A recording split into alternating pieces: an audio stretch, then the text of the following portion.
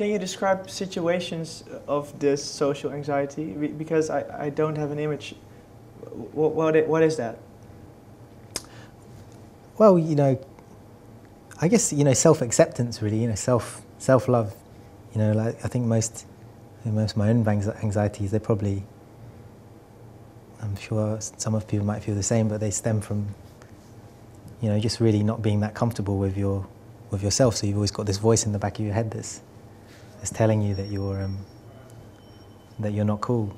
Not that you're not cool, but you're not doing it right, or you're guilty in some way. And demons, I guess, So and like like being in sort of character that has mood swings. So, which is obviously a human thing, but when you're aware of it, when you're so aware of it, it just becomes irritating. I just want to know more about it and just destroy it. I want to achieve enlightenment. I want my ego to be dead. So it's like, so that's the kind of things I like to write about. Those kind of moments where things seem to be fitting. They seem that you're in the groove, or examine the ones where it's not, and try and find out more about it. But does capturing those anxieties help in any way? I don't know. I mean, I think it helps. It helps in just in that I'm that little bit more aware about it. I know that little bit more about it, and I'm a little bit older. I definitely looked at my album after I finished it and was like, whoa, that was pretty angsty. I didn't realize I was being that angsty. And then that's what I've decided to put out. So that was an interesting one. It's very me. I was very self-obsessed through the entire process of doing it. So and yet I'm putting it out there for other people to listen to. It's just kind of perverse, really, to me. Are you self-centered in life as well, like that? I think I'm always late, which is a pretty selfish thing. I think I'm quite a good friend to when I need to be, when people need me. But yeah, my timekeeping's terrible. So that's probably the thing that my friends would tell you was my weakest point. But well, if that's the worst thing, then nothing to worry about, right? Oh, I mean, it's extremely bad though. Like 2 hours late or whatever. Sometimes it's pretty bad. I want to talk a bit about your educational background. Mm-hmm. Can you describe in short what you did and what musicians you met along the way? What schools you went to?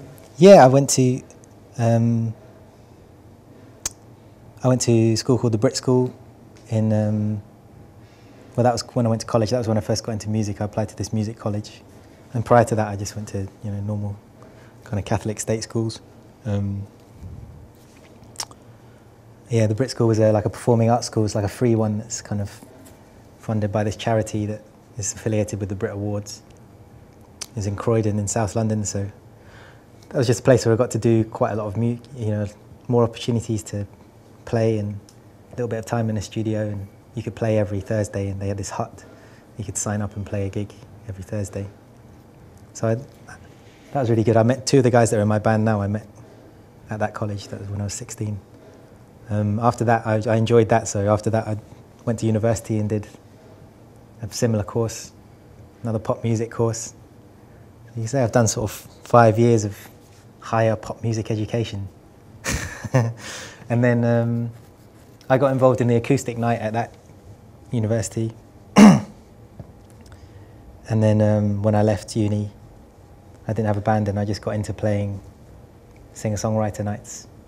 There was, at the time, it seemed like there was a real explosion of open mics, and you could play every night of the week in each corner of the town. So I just kind of got in amongst that. And were those gigs paid as well? To begin with, no. But I mean, a lot of the open mics would be affiliated to another night, which was like more of a kind of show night. Eventually, you start getting a little bit here and there, and once you got your name about a bit, and then you could, yeah, if you made your own, I used to make my own CDRs. I used to just make a whole bunch of them, and then you'd sell them for £5 at the end of the gig if anyone wanted it. So that was the main way, really, selling the CDs. So how much did you make a night? I don't know. I mean, I had some extremely lucky nights. You know, where I made like 700 quid or something like that. You know, that'd be on a really good night.